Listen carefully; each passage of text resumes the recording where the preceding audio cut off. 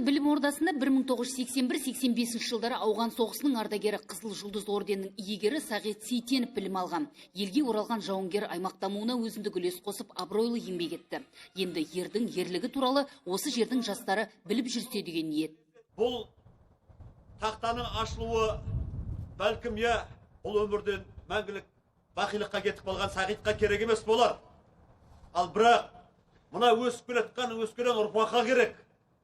Бұл қазіргі өскелен ұрпағымыздың бойындағы тәлім тәрбие, отанға елге деген сүйіспеншілік үшін, патриоттық тәрбие үшін керек.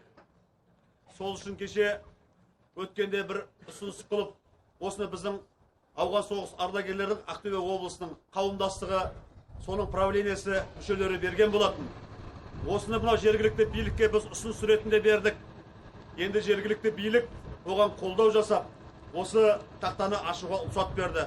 Сол үшін де жергілікті билікке де рахмет алғысымызды айтып қояйық. Соғыс жылдары ауған жеріне Қазақстаннан 21 мыңнан астам адам жіберілген белгілі. Олардың 900-ден астамы қан майданнан елге оралмады. Әлі күнге дейін із-түзсіз жоғалған сарбаздар есімі көп. Бүгінде елге аман оралған соғыс ардагерлері жас ұрпақты отансүйгіштікке тәрбиелеуде белсенді жұмыс атқарып жүр. Ауғанстанда 1979 жылдан 80 жылдары болдым. Қарағанды университетін бітіргеннен кейін жыл жарымға әскерге шақырып, соның бір жылдай Ауғанстанда болдым. Ең бірінші ауған соғысы басталғандардың ішінде болдық.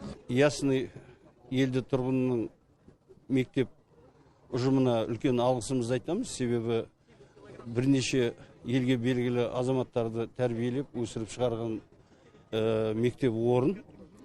Екіншіден, мына бүкіл осы ауған соғысының ардагерлеріне бүгін өте есте қалатын күн. Себебі бұл тақта ілініп жатқан біздер үшін емес, болашақ ұрпақтың тәрбиелеуіне, соларға жақсы бағыт беруіне ықпал етеді деп сенеміз. Тақтаның ашылу салтанатына қарауластары мен туыстар қатысты. Анасы баласына құрмет көрсеткен ауған жауынгерлеріне, ауданға қарасты жауаптыларға алғысын білдірді.